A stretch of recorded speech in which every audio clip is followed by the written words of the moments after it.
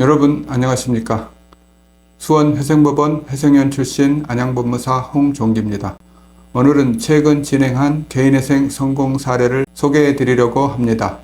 이번 사례는 빠르게 대응해서 개시 결정까지 난 사건으로 채무자 김땡땡님의 이야기입니다. 첫 신청부터 개시 결정 단계까지 순차적으로 알려드리겠습니다. 김땡땡님은 코로나 초기 경제활동과 일상에 지장이 생겨 첫 대출을 받았고 이후 두 차례 보이스피싱 피해를 당해 채무가 늘어나 총 1억 5천만 원이 되었습니다. 이자를 감당하기 어려워 돌려막기를 하다가 결국 개인회생을 신청하게 되었습니다. 먼저 개인회생 신청 단계 보겠습니다.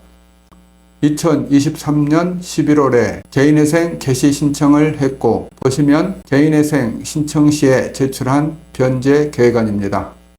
위부터 중요한 내용만 보겠습니다. 1번 변제 기간은 2024년 2월 15일부터 2027년 1월 15일까지 36개월간 변제금을 납부하도록 제출했고요. 다음으로 2번 해당 채무자는 280만 원의 수입으로 적지 않은 소득이 보입니다. 다시 2번의 가 보시면 채무자 및 피부양자로 3명이 있는 게 보이실 겁니다. 채무자는 미성년자인 자녀가 2명이 있으므로 본인을 포함한 3명으로 기재가 되어 3명분의 월 생계비를 인정받아 월 변제금이 산정되었습니다. 하단에 3번 채무자의 가용소득 보시면 월 평균 가용소득이 58만 2,592원입니다. 신청한 대로 통과된다면 해당 금액이 곧 법원에 매월 납부해야 하는 월 변제금이 됩니다. 월 변제금인 58만 2,592원에서 총 변제 개월인 36개월을 곱하면 2,097만 3,312원이 나오고 해당 금액이 채무자가 36개월간 갚아야 하는 금액입니다. 전체 채무인 1억 5천만 원에서 2,100만 원가량 갚게 되어 15%의 변제율이 나오게 됩니다. 법무사님 그때 기억이 나는데 김땡땡님은 탕감을 많이 받으셨습니다. 맞습니다. 해당 채무자는 청산가치라고 할 수 있는 대위 변제나 사치, 도박 등이 없어 탕감을 많이 받은 경우입니다. 특히 보이스피싱 관련해서도 소명이 필요했기 때문에 관련 자료도 준비해서 제출한 경험이 있습니다. 보시면 채무자는 2건의 보이스피싱 사건에 대한 판결문이 있습니다. 다만 보이스피싱은 상선책, 하선책 등 교모한 수법을 쓰기 때문에 돈을 돌려받기가 어렵다는 겁니다.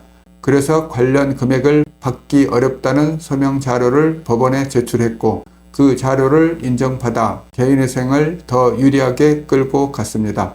소명 자료도 보여드리고 싶지만 저희의 노하우가 있어 공개가 어려우니 양해 부탁드립니다.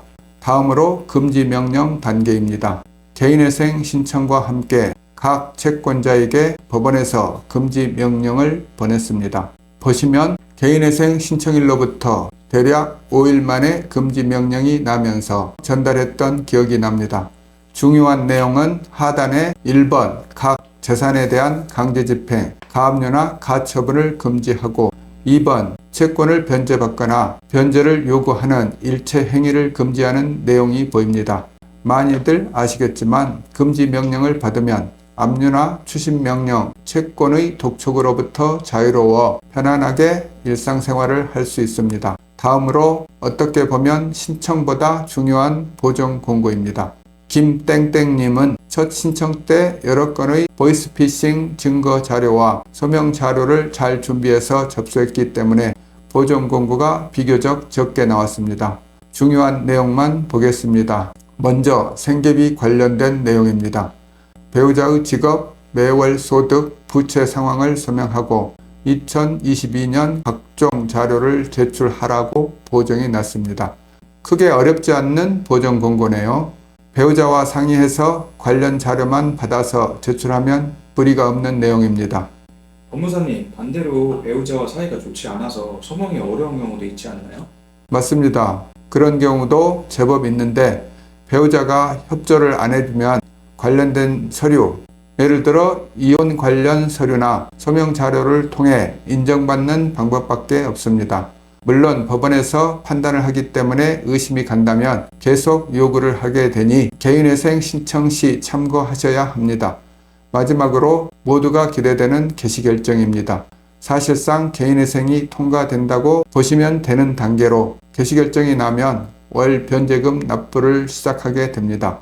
보시면 먼저 개시결정문입니다. 상단에 사건 번호와 채무자 정보가 있습니다. 하단에 보면 1번 개인회생 절차를 개시한다고 명시되어 있습니다. 그 외 2번 채권 관련된 이의가 있으면 이의할 수 있는 기간이 있고 3번 개인회생 기간 동안 한 번 법원에 출석하는 채권자 집회 일정이 잡히게 됩니다. 위 채무자는 수원회생법원에 개인회생을 신청했기 때문에 해당 기일에 수원회생법원에 출석하게 됩니다. 다음으로 개인회생 개시결정 통지서입니다. 마찬가지로 사건 번호, 채무자 정보가 있고 결정문과 비슷한 내용입니다만 다른 부분이 보입니다. 4번에 2번 보시면 채무자의 전용 계좌번호가 있습니다. 해당 계좌는 월 변제금을 납부해야 하는 계좌로 꼭 체크해 두었다가 변제 기간 동안 매월 납부하셔야 합니다. 해당 채무자인 김땡땡님은 11월에 개인회생 신청을 했고 1월 말에 개시결정이 나면서 현재까지 월 변제금을 잘 납부하고 있는 사건으로 소개해드렸습니다. 오늘은 개인회생 성공 사례 소개해드렸습니다. 궁금하신 사항은 이 번호로 연락 주시거나 댓글 부탁드립니다. 안양법무사 홍종기가 여러분의 새로운 출발을 도와드리겠습니다. 시청해 주셔서 감사합니다. 도움 되셨다면 구독, 좋아요 부탁드립니다. 감사합니다.